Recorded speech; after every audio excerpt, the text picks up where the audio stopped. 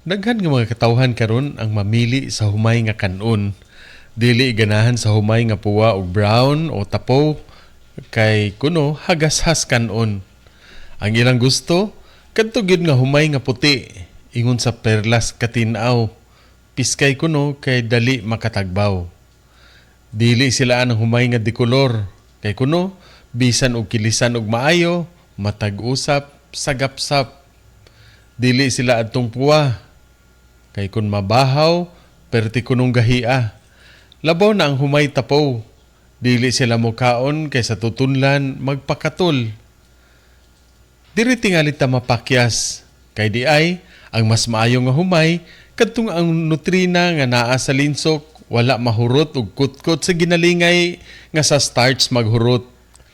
Nakalimot kita nga kadto nga mga lugas nga wala makiskis ang starch, mao'y labing gikinahanglan sa lawas.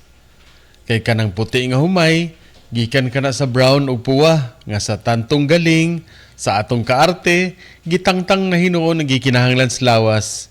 Gikan diri sa PIA Bohol alang sa maayong balita Central Visayas, Ray Anthony Chu, PIA Bohol.